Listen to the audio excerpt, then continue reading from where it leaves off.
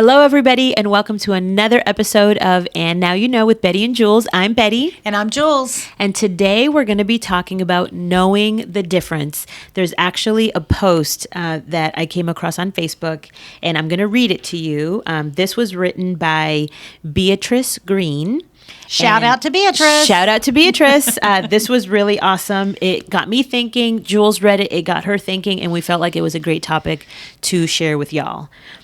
You got to understand the difference between a man who speaks to you on his free time and a man who frees his time to speak to you. You got to understand the difference between a man who spends his time with you when he's not too busy and a man who's never too busy to spend his time with you. You got to understand the difference between a man who wants to see you because he misses you and a man who misses you enough to actually go see you.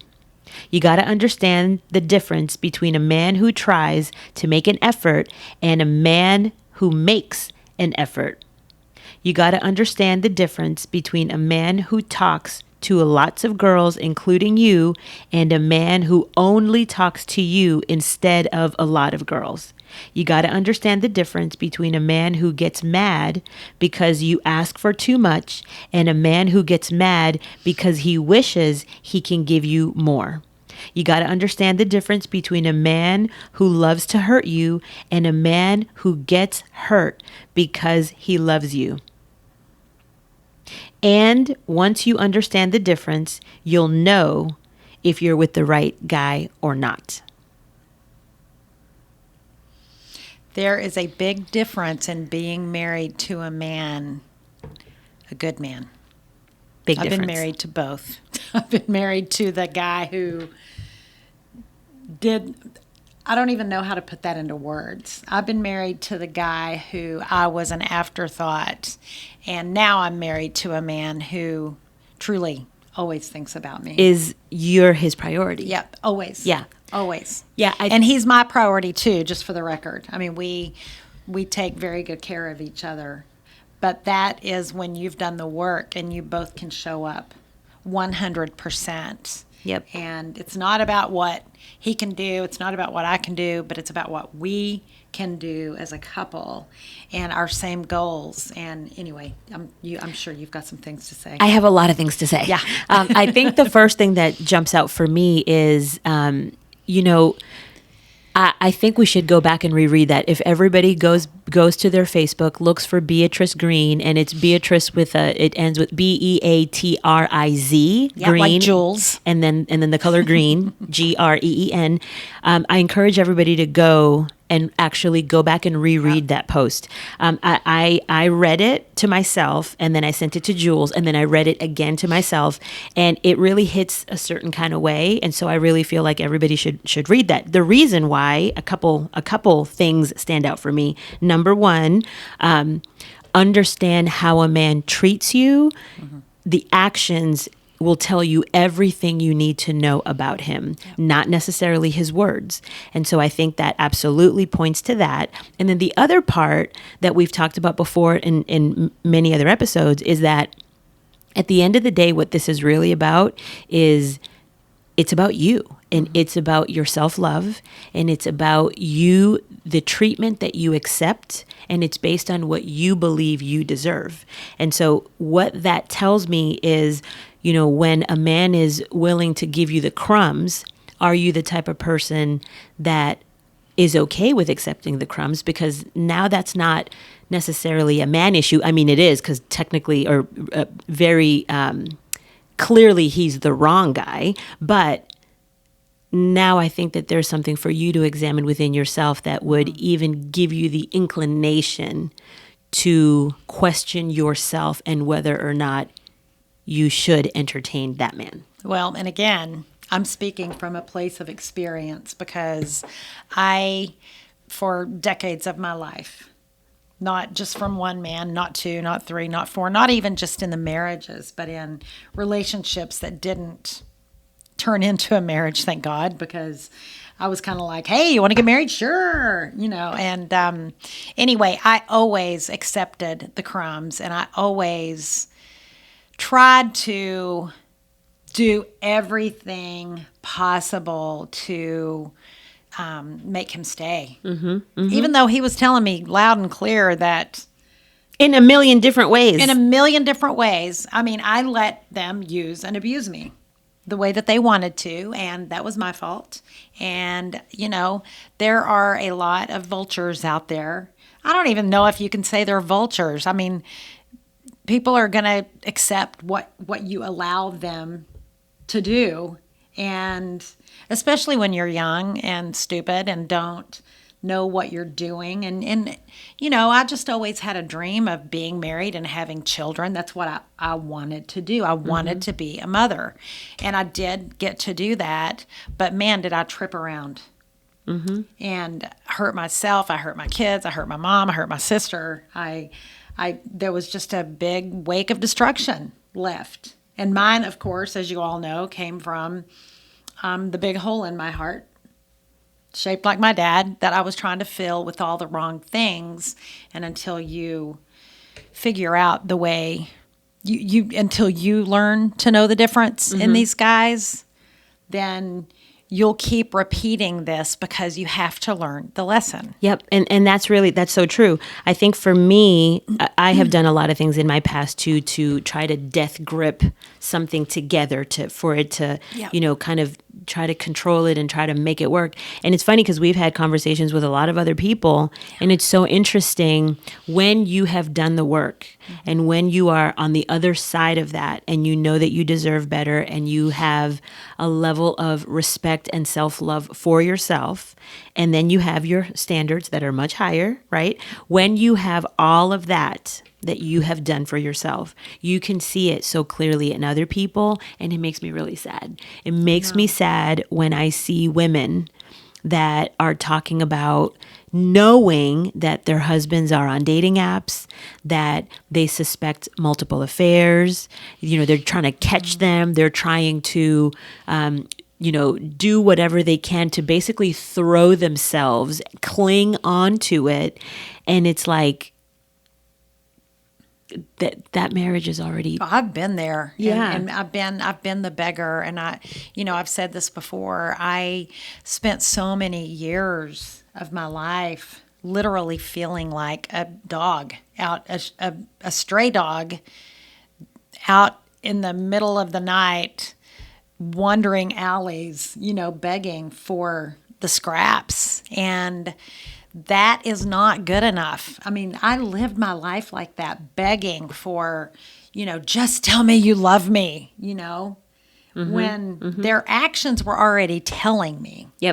Yep. So what we want you to do, this is to help you, not to knock you. No. But what we want you to do is really think about the actions that are being shown to you by a man, by somebody that you're interested in, whether it's whether you're dating, whether you're in a relationship already, or whether you're married, and let the actions speak to you. So instead of you being so reactive and trying to do more, which actually repels the person. Like we've talked about this, the more you chase, the more they run in the other direction. I've always said that men are like dogs.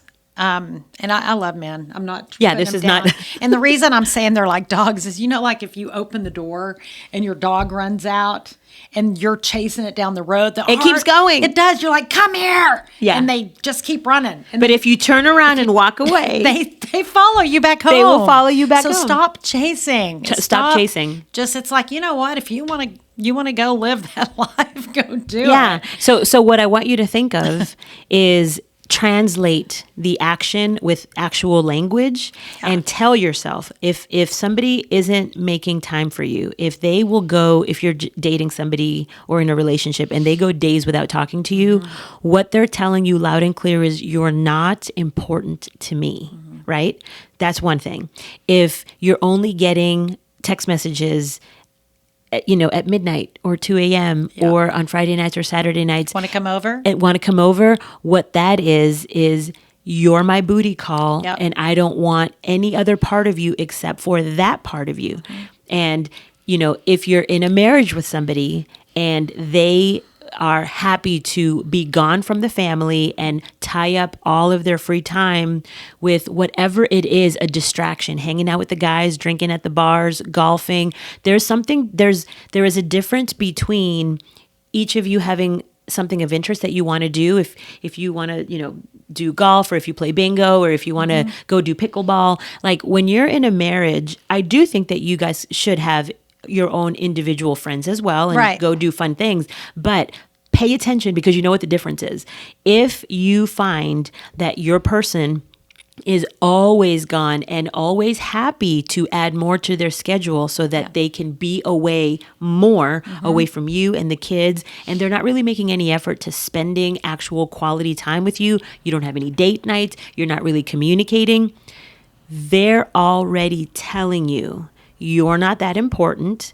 I want to spend my time elsewhere, and I'm here because we're pretty much stuck under the same roof, not because I actually am choosing you. If you actually put words to it and really think about what is happening, I think that might help you stop for a minute and think to yourself, what do I deserve for me? Right. I mean, that's what I'm hoping. I'm hoping that if you can translate the action into language and then ask yourself, do I deserve that? Well, and I'm going to, me, I'm going to go dark here. I mean, if you're married to a narcissist, it goes even into a deeper place of trickiness, because they are attracted to people who have a lot of energy, and they're attracted to people who make them look really good. And I remember a story. I'm going to say it's a story. A guy told his wife that he had interviewed for a job, and the president of the company actually told him, we didn't know if you were the right fit for this job, but then we met your wife, and we realized that if you could get that caliber of a woman, then you could probably handle this job, which I think is so, I don't know. I think there's something real perverse about that all in itself. But why would he tell his wife that story?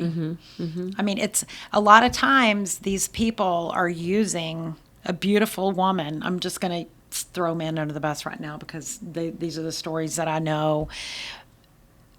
It's the cover of a book, and that's all it is. It's creating an image. Yep. And you've got to open your eyes, because if he's not doing anything else to make sure that you are taken care of. We recorded an episode called The Well-Loved Woman. And I used to be able to walk into a house and tell, I could feel the energy in that home, if that couple was really together or not. You can feel the love. And you can tell the difference. And then we got an episode called Listen to Your Gut. And so you need to go back and listen to those, because if you let them do certain behaviors, and that's what you're going to get. Yep. Believe them. And it is about, they're showing you who they are, and you need to believe it. And it's also about you understanding the difference. If they wanted to, they would. Because I am a firm believer, nobody is that busy. I don't care who they are. Nobody is that busy to stay in contact with you, to let you know that they're thinking of you, to let you know how important you are to them. Nobody is that busy. I don't care who it is. Well, it's just like everything else. Like if somebody says, I want to lose weight, or I want to exercise, or I want to do this, I want to do that. But then they're like, but I just don't have time. We all have the same amount of hours every single day, and you make things your priority in your life that are important to you. So I know for a fact. It's just blowing smoke up your own butt. It is. It is a form of denial, 100%. And you know what? It's because delusion. Delusion. We both lived in that, because I will tell you, when we both got to our heaviest, I came to understand that it was, really the most unhappiest part of my life, point of my life. That's when I was the heaviest. And I used to be such a workaholic. And I was the one that used to say all the time, I don't have time to work out. I don't have time to work out. But it's because I didn't prioritize myself. When I learned to prioritize myself, nothing was more important to me than me. Nothing was more important than my health, than my mind, body, spirit, my meditation practices, the time that I needed to be able to fix the direction of my life. Right. And when I decided to make myself a priority, everything changed. So if somebody is not making you a priority, it's not because they don't have the time. It's because they've chosen something else to be more important than you. And the part where I feel like you have to know the difference in the treatment that you're getting. You also have to know the difference in how you're treating yourself. Because something that's being shown to you or offered to you, do you feel worthy of more? Do you feel like that's the best you deserve? There's a difference there. If you feel like you're worthy of more, you're not seeing it. This is where you're going to have to make a tough decision to say, this is not where I belong, and make the change. It's hard. The longer you stay there, that's not going to change. You have to make the change. I know it's hard. But you have not to pick easy. your hard. And Right. I'm sure that all of y'all have read this before, but it's like marriage is hard, divorce is hard. Pick your hard. Being fat is hard. Being skinny is hard. Pick your hard. What are some? Being poor is hard. Making money is hard. Pick your hard. Right. So there's a whole post out there somewhere. I'm sure if you say pick your hard, there's a whole list of all the different things. And it's true. It's every area of your life. Everybody talks about this is so easy. This is so easy. This is so easy. And nobody does it. If it was so easy, everybody would do it. So things are hard. There are sometimes choices that you have to make in life. They're hard choices. Both options will be hard. But you have to figure out what is in your best interest. What do you need for yourself, for your heart, for your soul, for your family, for what the type of life you want to live and the people that you want to be surrounded by? That takes making some really tough decisions. Well, I know that in past relationships for me, that commitments were always broken without a phone call. We just weren't important. And now in this relationship, after getting well, me prioritizing myself and looking in the mirror and saying, you're the common denominator here. So you need to go figure out why you think you deserve this. I didn't want that anymore. And then when I got into this relationship with Jay, it's like night and day. I mean, that's when you know the difference. Because there's nothing that Jay wouldn't do for me. Nothing. And there's nothing I wouldn't do for him. So some of the hardest things about our relationship was when we would maybe go on a little weekend vacation or our date was over and it was so hard because we didn't live together for him to go home and leave me. And he hated it too. So I like that kind of hard. I like knowing that I want to be with him. And it's so fun because now if we go on a trip or something and we're going home, I'm like, you know what the favorite part of this trip is that you're not dropping me off, that I get to go home and I get to still be with you now. And if we're really, really honest with ourselves, we know when somebody is making an effort or not. We sure do. It is really crazy. I think about who I once was. I'm such a different person today than I was before. But I think about who I once was and I think about the things that I would accept. And it's who I am today. I literally am thinking, if it's not here, if it is not all the things all the desires of my heart, if it is not fulfilling, if I am not prioritized, if it is not an equal, we always talk about equally yoked, if it is not a partnership where both of us are pouring ourselves into each other, if it is not that, I don't want it. I don't want it. I know for myself that I not in an arrogant kind of way, but I think highly of myself now. And that's the self-love part. Because I know that I deserve more. And I have had the experiences that have led me to who I am today, who I'm so grateful for, by the way. it wasn't all pretty, but I can say that when you're on this side of it, there is a level of gratitude and peace and love and joy for myself and for the people that are around me that also are cheering me on. That's where you want to get to. You don't want to live in this dark pit of despair where you're constantly begging for somebody to love you and to give you a crumb of effort. You don't want to live there. So again, pick your hard. Pick your hard. It's hard work to stay in it. It's hard work to choose to leave. But I will tell you, getting to the other side of it is a really beautiful thing.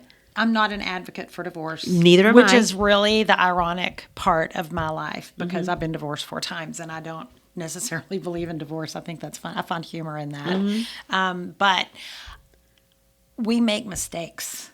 And I think a lot of time our own insecurities come out in a way where we don't want to hurt somebody's feelings, because that's who we are. And it's like, oh my God, I got these gifts. I've got the dress. I've done this. But inside you're dying, and you know that you shouldn't. I mean, everything looks good on paper, right? But in theory, it's not working. It's not matching up with your energy. Yep. And it's going to end. And it's just much easier to recognize it now and spare yourself. That's what we're talking about. Just knowing the difference is your inner voice. It's your gut. It's you already know that you're not being. I just thought of a guy that I dated a long time ago, and we would go and have these wonderful dates and end up in the sack and have, I thought, these great moments. And then he would say, I sure am going to miss you when you're gone. And I put up with that until I didn't. Right. Until I didn't. And why I did that? Well, I'm codependent. That's why. And I'm broken. And I was a shaggy dog begging for scraps. And I just took any form of attention that I could get. But that's when I would wake up in the morning and I would feel so depleted. And it's so spiritually debilitating when you choose not to know the difference. And it's so much better to be on your own, taking care of yourself, versus giving all of you to someone who's giving you nothing. Right. If you cannot, whatever status you are right now, if you're dating, if you're in a relationship, whatever the case is, if you cannot shout from the rooftops how happy you are and how amazing your life is, if you can't do that right now, it's time for a change. It's time for a change. And again, do it before you get married. Do it before, please. That's the whole point. Do it before. If you're not, yes, if you are not married and you're looking at your partner and you're thinking, no. Like, don't keep that don't inside. keep that inside of you, because I promise you, it's going to end promise anyway. you, getting married, adding a couple kids to it, adding a mortgage to it. I promise you, if you have that whisper already inside of you early on, it does not go away. Get out. It will not go away, and things will just get worse and worse and worse and worse. And then it's harder to leave. Well, and then now you're dragging a bunch of other people through it too. And you've spent several years of your life, if not decades. You can't. Yeah. I felt like the best part of my life was wasted on the fact that I chose not to open my eyes. Yep. I chose to sweep it under the rug. I chose to not see the things that were going on as character flaws. I chose to see as a mistake, and I believed that I'll never do it again. It's not true. If they do it again and again and again and again, you've got your answer, and it's laid out there for you, and you're choosing not to see and know the difference in being loved and being used. Exactly. That is absolutely right. Being loved, being used, and also, is your partner. The effort is a really big thing for me, because you know when somebody is making the effort, and when somebody is just keeping you around for convenience. Yep. You know it. And why do people, I listen, been there, done that. Yeah. I get it. But at the time that these things were happening, we didn't have a Betty and a Julz in our life back then. No, we did We not. didn't have that. Or Dr. Hempfeld. Or Dr. Hempfeld. Or we hadn't been through all the therapy No. that we've been through. So we're here to share all of this to what we always hope for is that this message reaches you before your mess. We had to learn this stuff through our mess. Yeah. And now we've made it a message to deliver to you Yeah. before you get into your mess. Man. And if you're currently in your mess, it's not too late. Please don't waste another 5, 10, 15, 20 years when you already have all of this swirling inside of you and you are not equally yoked, you're not with the person you're supposed to be with, and you know that a change has to happen.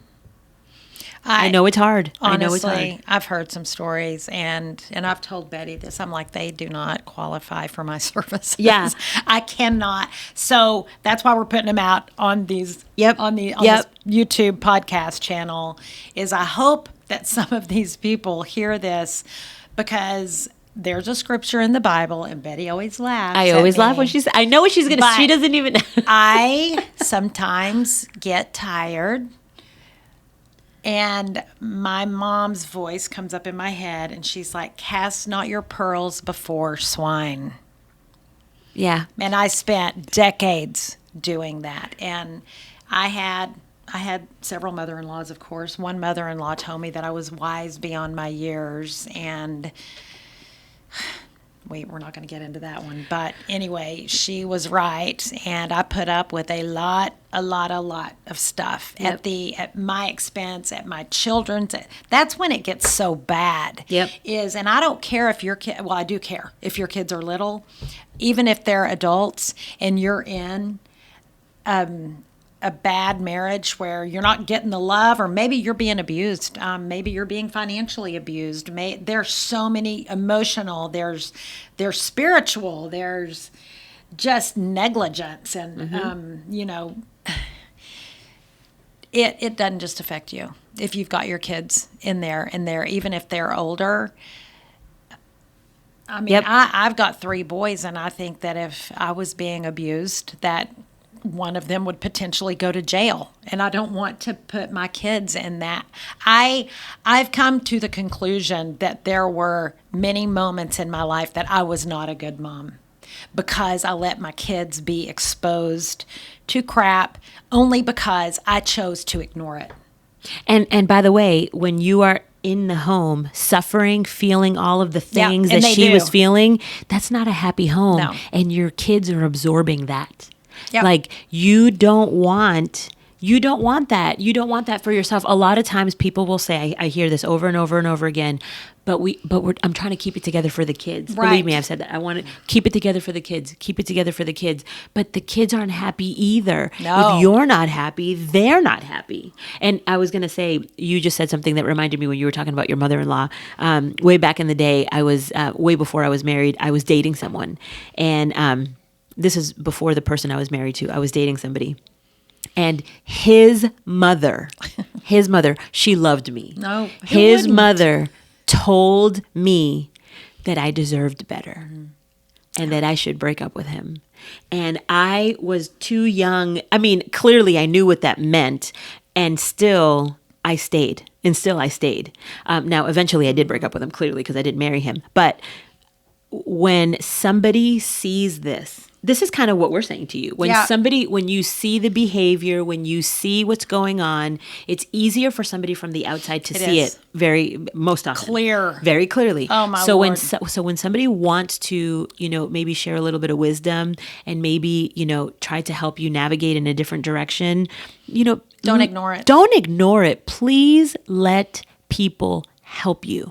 Please take the information, and all we want is to help you have a beautiful, successful, happy life. We want you to be loved. Yes, full of love, peace, and joy, and all the wonderful things. Because of all the things that we've been through, what we do know is that there's an amazing journey that you can take. And yes, it's a little hard at first, and it's a little dark, and it's a little painful, but it is filled with healing and grace and resilience and all of this beautiful stuff that you get to learn along the way, and people that are rooting for you and cheering you on and there to like be a shoulder for you and be an ear for you, if you allow it. You have to know the difference between the life that you're currently living, if it's one that you deserve, or if it's one that you're just suffering through. Yeah. You don't deserve to suffer through No. and just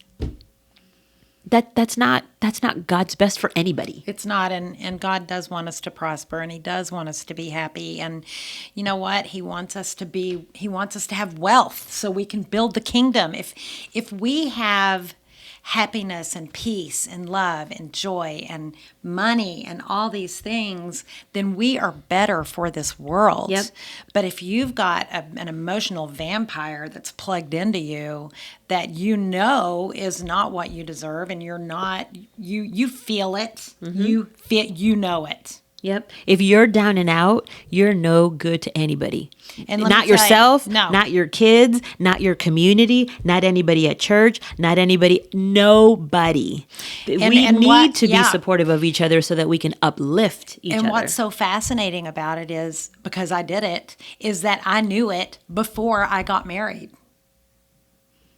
So, I mean, we literally... It's crazy. The whole rose-colored glasses thing, they're not, you can see through rose-colored glasses. I think a lot of times we just put on blinders and we're like, I'm just going to dive in because it'll get better. It'll get better. We're so unhealthy inside, and we have not gone and done the work to understand ourselves and to figure out what we deserve, that it's better to be alone than alone with someone. Because when you're with someone who's not making you a priority, that's a terrible feeling. I mean, you are just begging and begging and begging for their attention.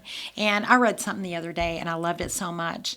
It was like, a person does not have the right to get mad at you because you got upset over something that they did to you. You reacted to somebody who cheated on you, and then they blame it on you. That's ridiculous. I've heard that before. Yes. That is ridiculous. And by the way, the second part to that, this is a story I heard. The second part to that is that then the person expects you to hurry up and forgive them and get over it. Right. That, okay, if you're hearing these words right now and you're currently in a relationship and this is what you're facing, get out. Okay, we didn't plan that, but Leave. Please get It's not going to get better. out. It is not going to get better. It's a character flaw. When you have a partner that disrespects you, your relationship, your family, your body, if they disrespect that and then they somehow trying to turn the blame and point the finger that you caused it, you made it happen, you're to blame. It's because you did this. It's because you're fat. It's because you're gross. It's because, I don't know.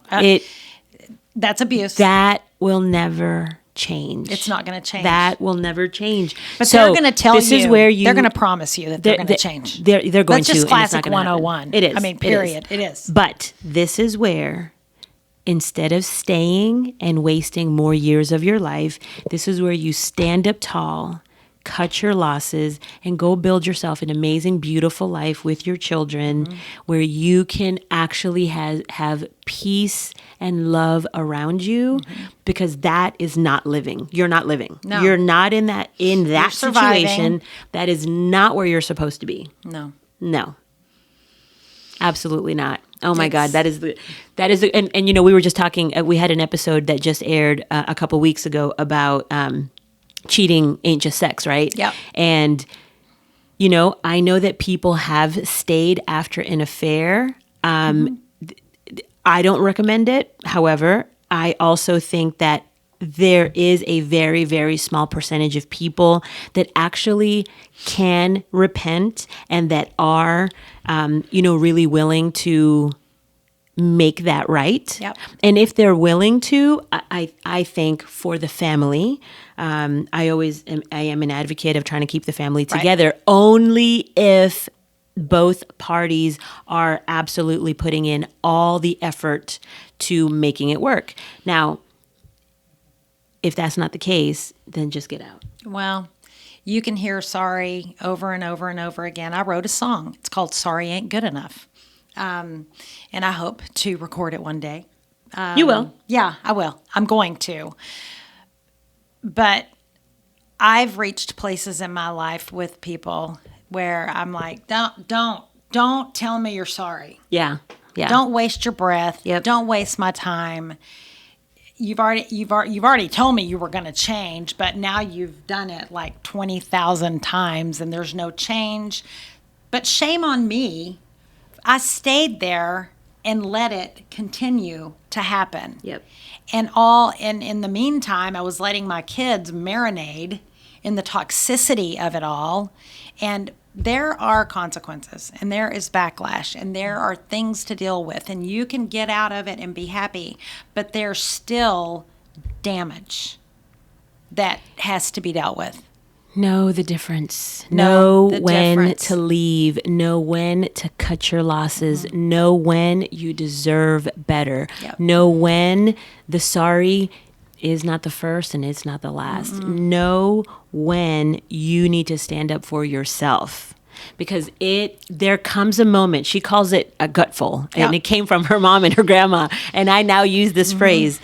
When you, and I know it, when I reach the gutful, when I know I'm done, I'm done. And I pray that everybody reaches the gutful, because I can tell you now in my life, I get to my gutful way faster. Yeah. I am still a person that likes to give grace, and I love to love people, and I love to respect people. But let me just tell you, you don't get to disrespect me and stick around. No. You don't get to do that. So the gutful for me happens faster and faster and faster. So we want you all to also learn to, get that to speed up. Yeah. Speed up. Do not give that much of a runway. Don't, as Steve Harvey would say, don't get into the habit of collecting red flags and multiple apologies for the same thing. You keep collecting red flags for the same offense. So let's not get into the habit of that. The second somebody shows you who they are, as Maya Angelou would say, and Oprah, the second that someone shows you who they are, believe them and do not think that it will be different because it's you. It's not going to be different. They are who they are. It's not your job to change them, and it's not your job to fix them. And they're not going to change. And they're not going to change. Unless they want to. And they don't want to. And they go to the source. They don't want to. They go to our creator, who's that's the only way you're going to change. I swear. I run into people all the time, and so does Betty, and I just want to shake them. I'm like, you have your eyes wide shut. Exactly. Oh, Exactly. The stories we hear from other women, and we just look at each other, and it's not from a place of judgment. No. It's from a place of, please wake up. please wake up. Please Why snap can't out of you it. see this? Snap out of it. Snap out of it. There's a whole beautiful world out there and a life for you to live, and you are wasting your time. Oh my gosh. One time a friend of mine, I'm not friends with her anymore, but she told me, she said, you're a beautiful fish swimming in the ocean, and there drops a hook, and you look at it and you're tempted because it's got a piece of food on it, but you've bitten down on that hook before. But then you look around and you see the big beautiful ocean. What are you going to choose? Are you going to choose to bite down on the hook and then you're captured? Or are you going to swim past it and enjoy your life? Because you can have a full life by yourself. It's better by yourself. And hopefully, if you want a partner in life, you'll do the due diligence in determining if that's who you want to spend time with. Because you're going to spend a lot of time with them. So you better make sure that you better make sure that when you're heading home on a vacation, that the best part of your trip is that you get to go home with them. Yep. So, Yep. our time's up. I think our time's up today. Well, I hope that this is being heard by somebody who needed to hear this today. I hope it plants a seed. And that it plants a seed, and that it actually makes a difference and makes you open your eyes and think about really what you deserve. Yeah. All the love and the respect and Attention. the effort and attention and all of the things You that, are important. that you really do deserve. God And made if you. you're not getting that, then that person is not worth your time, and that person is not worth occupying days and years and months of your life and whatever else. and It's just not worth babies it. and mortgages. Oh and- yeah, definitely no, not. no. Don't add. No. Sleepless night, lots of sleepless nights. Yeah, yeah. Because you're going to wake up at 3:00 and your mind's going to be going, "What can I do? What can I Yep. do?" I'd rather- There's nothing you can do. I would rather sleep soundly alone in my bed with my pretty little night mask. I don't wear those. I'm claustrophobic. I would rather do that and wake Do you up. really sleep with a mask? Not all the time, not all the time, but I thought it was a good picture to paint right now Oh, with I my blew little it. night mask, right? And get your beauty sleep Yes. and wake up whenever you feel like it and have such calm, like such a beautiful, calm morning where you wake up on your own and you go do your things. Yeah. I would rather do that than to wake up and every morning be like, ugh. Chaos. And then look over and you see him right there and you're like, ugh, another day. Okay, that can't be good. That can't be good. No, and you Okay. never, ever want to put your spouse on a to-do list. Yeah. Sorry. Okay, we're not going to talk about that story today, but I know people that do But that. if you are putting them on a to-do list, there's a problem. That is a problem. Okay, we're going to close on We're that going to note. close on that. Okay, well, thank you all for spending a part of your day with us. We have a comment section where we would love to hear your feedback, your questions, your takeaway from today's episode. Please share this. If somebody you know needs this information, share it. Please subscribe to us. And then the other thing is that we have an email. We've shared it before, but we have an email. Julz and I are the only people that read that email, and we will respond to you directly. If you want to have a conversation that's maybe a little bit more confidential that you don't want to post in the comment section or something like that, then you can email us at hello@bettyandjulz.com, BETTE. And I'm JULZ. So thank you, everybody, for joining us today, and we look forward to seeing you on the next one. Yep. Get everybody to subscribe, please. Subscribe! Bye.